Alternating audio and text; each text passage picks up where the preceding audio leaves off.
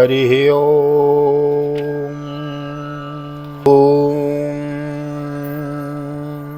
जय श्री राधे, जय श्री कृष्ण। आप सभी को हृदय से प्यार भरी राधे राधे।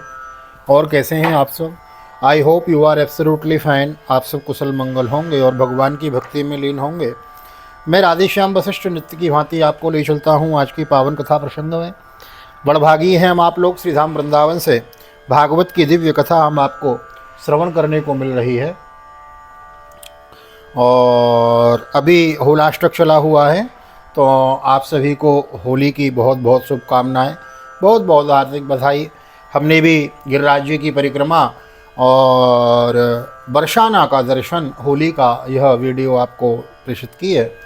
तो गत दिवस सायंकालीन 5 बजे वीडियो डाली थी, नहीं देखी है तो चले जाइए लाइब्रेरी में, बरसाना होली, उसको भी देखिए और ब्रज की होली का मानसिक रूप से आनंद ग्रहण करें। आइए देर न करते हुए ले चलता हूँ आज की पावन कथा प्रसंग में। नए आए हैं चैनल को सब्सक्राइब कर लीजिए, बेल आइकन को प्रेस कर दीजिए। आइए मेरे साथ गोविंद नाम गुनगुनाइए। श्री कृष्ण गोविंद हरे मुरारी, नाथ नारायण वासुदेव। श्री कृष्ण गोविंद हरे मुरारी, हे नाथ नारायण वासुदेव। हे नाथ नारायण वासुदेव, हे नाथ नारायण वासुदेव। श्री कृष्ण गोविंद हरे मुरारी, हे नाथ नारायण वासुदेव।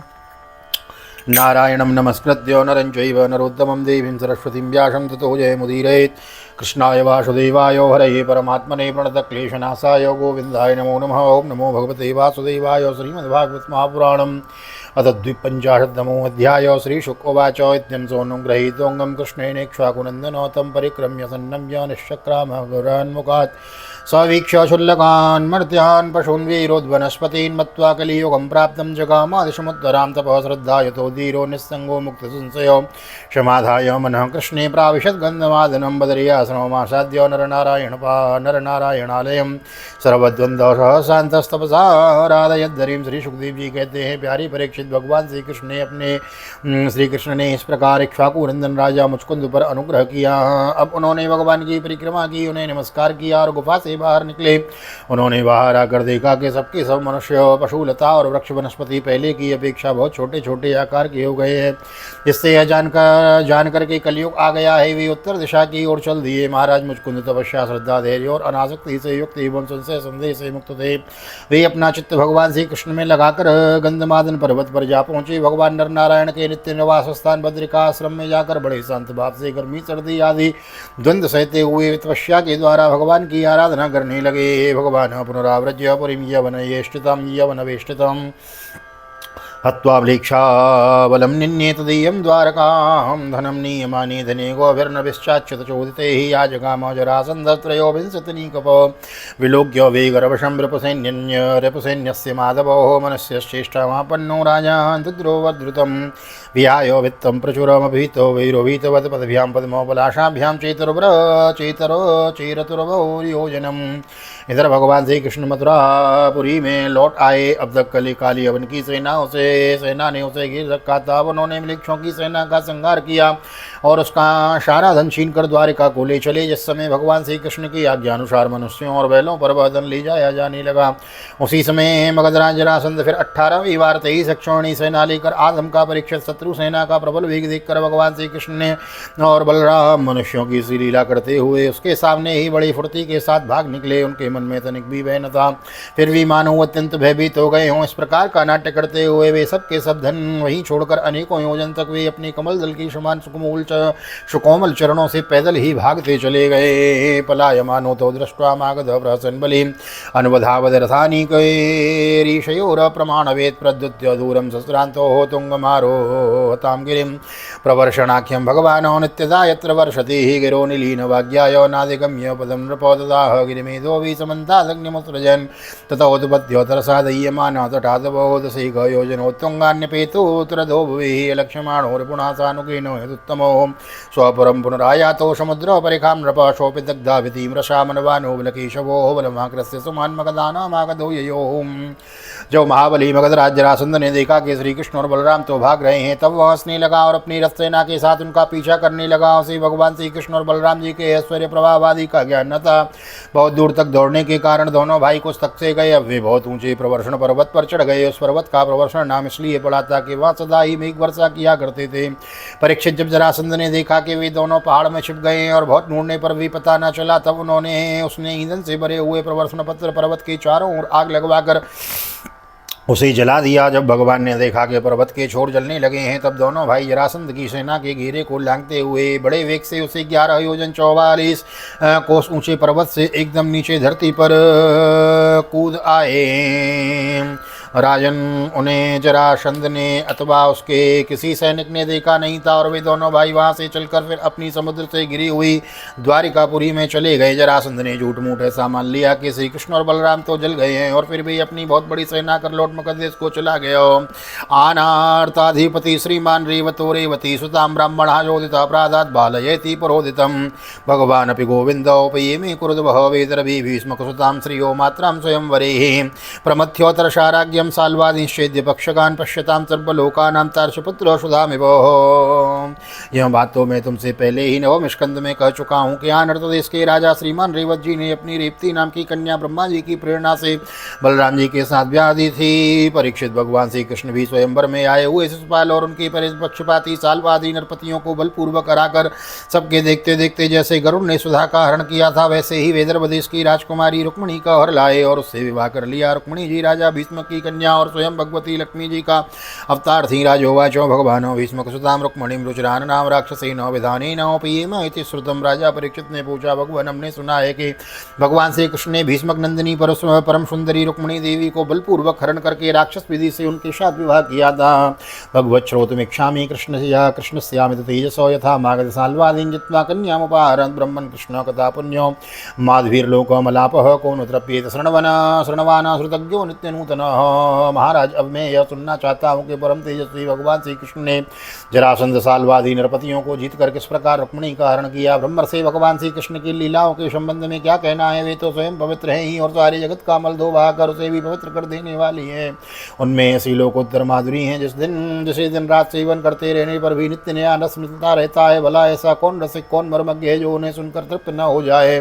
श्री शुकवाच, राजा सीत भीष्मको नाम विदर्भातिर्पतिर्महान् तस्य पंचा भवत् पुण्य तस्य पंचा भवन पुत्र कन्यका चौवराननः रुक्म्यग्रजो रुक्मरतो रुक्मबाहुरनन्तर रुक्मकेशो रुक्ममाली रुक्मन्येषां सती सोपसृत्य मुकुन्दस्य रूपवीर्य गुणाश्रयो गृहागतिर्गीयमानास्तम्मेनि सदृशं पतिं ताम्बले तां बुद्धिलक्षणनिर्धार्य रूपशील गुणाश्रयां कृष्णस्य सदृशीं भार्यां समुद्बोढुं मनोददे बन्धूनामीक्षतां दातुं कृष्णाय भगिनीं नृप ततो निर्वाय कृष्णद्विड्रुक्मी चेद्यमनन्यत तदेवैत्याशितापाङ्गे वेदर्भीधुर्मनां वृषं विचिन्त्याप्तं द्विजं किंचित कृष्णाय प्रायणो धृतं। श्री सुखदेव जी कहते हैं, परीक्षित महाराज भीष्मक विदर्भ देश के अधिपति थे।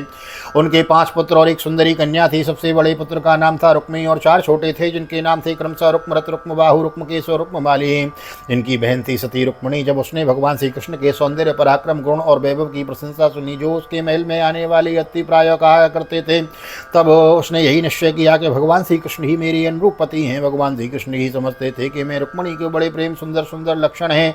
वह परम बुद्धिमती है, उदारता सौंदर्य शील स्वभाव और गुणों से भी अद्वितीय है, इसलिए रुक्मिणी ही मेरी अनुरूप पत्नी है। अतः भगवान रुक्मिणी जी से विवाह करने का निश्चय किया है। रुक्मिणी जी के भाई बंधु भी चाहते थे कि हमारी बहन का विवाह श्री कृष्ण से ही हो, परंतु रुक्मिणी श्री कृष्ण से बड़ा द्वेष रखता था। उसने उनसे विवाह करने से रोक दिया और शिशुपाल को ही अपनी बहन के योग्य वर समझा।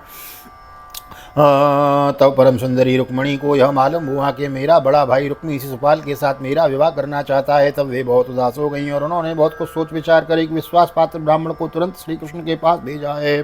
तदवेत्योषतापांगे वेदर्भिं दुर्मनामृषं विचिन्त्याभ्यङ्गजं कश्चित् कृष्णाय प्रायणो धृतं द्वारकां स तमभ्येद्य प्रतिहारे प्रवेशितो पश्यदाद्यं पुरुषमासीनं काञ्चनासने दृष्ट्वा ब्रह्मण्यदेवस्तमवरोह्य निजासनात् उपवेश्यारयाश्चक्रे यथात्मानं दिवौकसः तं दोक्तवन्तं विश्रान्तमुपगम्य सतां गतिं पाणिना भीमृशन् पादावव्य ग्रस्तम प्रक्षतः। जब वे ब्राह्मण देवता द्वारिकापुरी में पहुंचे तब द्वारपाल उन्हें राजमहल के भीतर ले गए। वहां जाकर ब्राह्मण देवताओं ने देखा कि आज पुरुष भगवान श्री कृष्ण सोने के सिंहासन पर विराजमान हैं। ब्राह्मणों के परम भक्त भगवान श्री कृष्ण ब्राह्मण देवताओं को देखते ही अपने आसन से नीचे उतर गए और उन्हें अपने आसन पर बैठाकर वैसे ही पूजा की जैसे देवता लोग उनकी भगवान की किया करते थे। आदर सत्कार कुशल प्रश्न के अंतर तब ब्राह्मण देवता खा पी चुके, आराम विश्राम कर चुके, तब संतों के परम आश्रय भगवान श्री कृष्ण उनके पास गए और अपने कोमल हाथों से उनके पैर सहलाते हुए बड़े शांत भाव से पूछने लगे, कच्चित् द्विजवर श्रेष्ठ धर्मस्ते व्रतसम्मत वर्तते नातिकृत्येन संतुष्ट मनसः सदा संतुष्टो यदि वर्तेत ब्राह्मणो येन केनचित् अहीयमानः स्वधर्मात् स यस्याखिल कामधुरोक् असन्तुष्टो सकलं लोकान्नाप्नोत्यपि सुरेश्वरी अकिञ्चनोऽपि सन्तुष्टो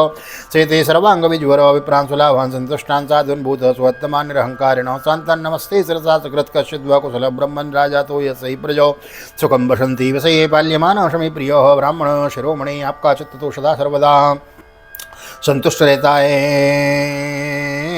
जब वे ब्राह्मण देवता द्वारिकापुरी में पहुंचे तब द्वारपाल उन्हें राजमहल के भीतर ले गए और वहां जाकर ब्राह्मण देवता ने देखा कि आदिपुरुष भगवान श्री कृष्ण सोने के सिंहासन पर विराजमान हैं। ब्राह्मणों के परम भक्त भगवान श्री कृष्ण ब्राह्मण देवताओं को देखते ही अपने आसन से नीचे उतर गए और उन्हें अपने आसन पर बिठाकर वैसे ही पूजा की जैसे देवता लोग उनकी भगवान की किया करते थे। आदर सत्कार कुशल प्रश्न के अंतर ब्राह्मण देवता खा पी चुके, आराम विश्राम कर चुके, जब संतों के परम आश्रय भगवान श्री कृष्ण उनके पास गए और अपने कोमल हाथों से उनके पैर सहलाते हुए बड़े संत भाव से पूछा, ब्राह्मण शिरोमणि आपका चित्त तो सदा सर्वदा संतुष्ट रहता है न?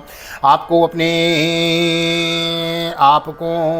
अपने पूर्व पुरुषों द्वारा स्वीकृत धर्म का पालन करने से कोई कठिनाई तो नहीं होती है? ब्राह्मण यदि जो कुछ मिल जाए उसी में संतुष्ट रहें और अपने धर्म का पालन करें, उसमें च्युत न हो तो वह संतोष ही उसकी सारी कामनाएं पूर्ण कर देता है। यदि इंद्र का पद पाकर भी किसी को संतोष न हो तो उसे सुख के लिए ऐसे लोक के दूसरे लोक में बार बार भटकना पड़ेगा, वह कहीं भी शांति से बैठ नहीं सकेगा। परंतु जिसके पास तनिक भी संग्रह परिग्रह नहीं है और उसी अवस्था में संतुष्ट है, वह सब प्रकार से संताप रहित होकर सुख की नींद सोता है। जो स्वयं प्राप्त हुई वस्तु से संतोष कर लेता है, जिनका स्वभाव बड़ा ही मधुर है और जो समस्त प्राणियों की परम हितैषी अहंकार रहित और शांत है, उन ब्राह्मणों में सदा मैं सिर झुकाकर नमस्कार करता हूँ। ब्राह्मण देवता राजा की ओर से तो आप लोगों को सब प्रकार की सुविधा है ना, जिससे राज्य में प्रजा का अच्छी तरह पालन होता है और वह आनंद से रहती है। वह राजा मुझे बहुत ही प्रिय है। यत्तस्त्वमागतो दुर्गो निस्तिर्ये यदिक्षयो सर्वं नो गुह्यं चेत् किं कार्यं कर्मामते एवं संप्रश्नो ब्राह्मणा परमेश्वरना लीलाग्रहीतदेयेन तस्मै सर्वं वर्णयत। ब्राह्मण देवता आप कहाँ से, किस हेतु से और किस विलासा से इतनी कठिन मार्ग तय करके यहाँ पधारे हैं? यदि कोई बात विशेष गोपनीय हो तो हमें कहिए, हम आपकी क्या सेवा करें? परीक्षित लीला से ही मनुष्य रूप धारण करने वाले भगवान श्री कृष्ण जब इस प्रकार ब्राह्मण देवता से पूछा तब उन्होंने सारी बात कह सुनाई। इसके बाद वे भगवान रुक्मिणी का संदेश कहने लगे। रुक्मिण्योवाच श्रुत्वा गुणान् भुवन सुंदर शृण्वतां ते निर्विश्य कर्ण विवरै हरतोंगतापम् रूपं दृशां दृशिमतामखिलार्थलाभं त्वयि अच्युता विशतचित्रमपत्रपं मे कात्वं मुकुन्द महते कुलशीलरूप विधियावयो द्रविणधाम विरात्मतुल्यं धीरापतिं कुलवतीं न व्रणीत कन्या कालेन सिंहनरलोकमनोभिरामं तन्मयि भगवान् खलु व्रतः पतिरङ्गजायो मात्यार्पितस्य भवतोऽत्र विभो विदेहि महावीरभागमविमर्शतो वेद्यवाराद् गोमा युवन मृगपतिर्बलिमोऽम्बुजाक्ष पूर्देष्टदत्तनियमं व्रतदेव विप्र गुरुवर्चनादिविरलं भगवन् परिसो आराधितो यहि गदाग्रज इत्यपाणिं गृह्णातु मेन समघोषसुतादतोऽन्ये। रुक्मिणी जी ने कहा, त्रिभुवन सुंदर आपके गुणों की जो सुनने वालों के कान के रास्ते हृदय में प्रवेश करके एक एक अंगताप जन्म जन्म की जलन बुझा देते हैं, तथा अपने रूप सौंदर्य को जो नेत्र वाले जीवों के नेत्रों के लिए धर्म अर्थ काम मोक्ष चारों पुरुषार्थों की फल एवं स्वार्थ परमार्थ सब कुछ है, श्रवण करके प्यारे ये चित्त मेरा चित्त लज्जा शर्म तथा सब कुछ छोड़कर आप में ही प्रवेश कर रहा है। प्रेम स्वरूप श्याम सुंदर चाहे जिस दृष्टि से देखे, कुलशील स्वभाव सौंदर्य विद्या अवस्था धन धाम सभी में आप अद्वितीय है। आपने ही समान मनुष्य लोक में जितने भी प्राणी हैं सबका मन आपको देखकर शांति का अनुभव करता है, आनंदित होता है। अपुराण पुरुष भूषण आप ही बतलाइए, ऐसी कौन सी कुलवती महागुणवती और धैर्यवती कन्या होगी जो विवाह के योग्य समय आने पर आपको ही पति के रूप में वर्ण न करेगी? इसलिए प्रीतम मैंने आपके पति रूप से वर्ण किया है, मैं आपको आत्मसमर्पण कर चुकी हूँ। आप अंतर्यामी हैं, मेरे हृदय की बात आपसे छिपी नहीं है। आप यहाँ पधार कर मुझे अपनी पत्नी के रूप में स्वीकार कीजिए। कमल नयन प्राण वल्लभ मैं आप सरीखे वीर को समर्पित हो चुकी हूँ, आपकी हूँ। आप जैसे सिंह का भाग सियार छू जाए, वैसे ही वहीं शिशुपाल निकट से आकर मेरा स्पर्श न कर जाए। मैंने यदि जन्म जन्म से पूर्व कुआं बावली आदि खुदवाना, इष्ट यज्ञ आदि कराना, दान नियम व्रत तथा देवता ब्राह्मण और गुरु आदि की पूजा द्वारा भगवान परमेश्वर की ही आराधना की है, तो भी मुझ पर प्रसन्न हो। भगवान श्री कृष्ण आकर मेरा पाणी ग्रहण करें, शिशुपाल अथवा दूसरा कोई भी पुरुष मेरा स्पर्श न कर सके। स्वभाविनी तो मजितोद्वहने विदर्भान् गुप्त समीत्य प्रतनापति विपरीत निरमत्य चेदमगदेन्द्र बलं प्रसह्य मां राक्षसेन विदने वीर्य शुल्कामन्तः पुरान्तरचरी मनिहत्य बन्धो स्वामुद्वहे कथमिति प्रवदाम्युपायं पूर्वेद्योरस्ति महते कुलसे कुलदेवी यात्रां यस्यां बहिर्नववधू गिरिजामुपेयात् यस्याङ्घ्रिपङ्कजरजः सपनं महान्तो वाञ्छन्त्यो महापशुते पतिरिवात्मतपोपहत्यै यर्यम्बुजाक्षन लभे भवत प्रसादम जय्यामशून व्रतकर्षदा कृसाक्षत जन्म भी स्यात्। प्रभु आप अजित हैं, जिस दिन मेरा विवाह होने वाला हो उसके एक दिन पहले आप हमारी राजधानी में गुप्त रूप से आ जाइए और फिर बड़े बड़े सेनापतियों के साथ लता जरासंध की सेनाओं को मत डालिए, तहस नहस कर दीजिए और बलपूर्वक राक्षस विधि से वीरता का मूल्य देकर मेरा पाणी ग्रहण कीजिए। यदि आप यह सोचते हो कि तुम तो अंतःपुर में भीतर की जनाने महलों में पहरे के अंदर रहती हो, तुम्हारे भाई बंधुओं को मारे बिना मैं तुम्हें कैसे ले जा सकता हूँ, तो इसका उपाय मैं आपको बतलाए देता हूँ। हमारे कुल का ऐसा नियम है कि विवाह के पहले दिन कुल देवी का दर्शन करने के लिए एक बहुत बड़ी यात्रा होती है, जुलूस निकलता है, जिसमें विवाही जाने वाली कन्या को दुल्हन का नगर के बाहर गिरिजा देवी के मंदिर में जाना पड़ता है। हे कमल नयन उमापति, भगवान शंकर के समान बड़े बड़े महापुरुष भी आत्मशुद्धि के लिए ही आपके चरण कमलों के धूल से स्नान करना चाहते हैं। यदि मैं आपका वह प्रसाद, आपकी वह चरण धूल नहीं प्राप्त कर सकी तो व्रत द्वारा शरीर को स्वीकार कर प्राण छोड़ दूंगी, चाहे उसके लिए सैकड़ों जन्म क्यों न लेने पड़े। कभी कभी तो आपका वह प्रसाद अवश्य ही मिलेगा। ब्राह्मण उवाचो इत्येते गुह्य संदेशाय तदेव मया हृत विमर्श्य कर्तुं यच्चात्र क्रियतां तदनन्तरं। ब्राह्मण देवता ने कहा, यदुवंश शिरोमणि, यही रुक्मणी अत्यंत गोपनीय संदेश है जिन्हें लेकर मैं आपके पास आया हूँ। इसके संबंध में जो कुछ करना हो विचार कर लीजिए और तुरंत ही उसके अनुसार कार्य कीजिए। श्रोत्र श्रीमद्भागवते महापुराणे पारमहंस्यां संहितायां दशमस्कन्धे उत्तरार्धे रुक्मिणीद्वाः प्रस्तावे द्विपञ्चाशत्तमोत्सव श्री बालकृष्णचरणार्पणमस्तु। राधाकृष्णचरणार्पणमस्तु। कृष्णाय वासुदेवाय वरये परमात्मने प्रणतक्लेशनाशाय गोविन्दाय नमो नमः। हरे कृष्ण कृष्ण कृष्ण हरे हरे, हरे राम राम राम हरे हरे। राधे कृष्ण कृष्ण कृष्ण राधे राधे, राधे श्याम श्याम श्याम राधे राधे। बोल राधा गोविंद भगवान की जय। श्रीमद्भागवत महापुराण की जय। वेद व्यास जी महाराज की जय। सुखदेव जी महाराज की जय। राजा परीक्षित जी महाराज की जय। राजा रामचंद्र भगवान की जय।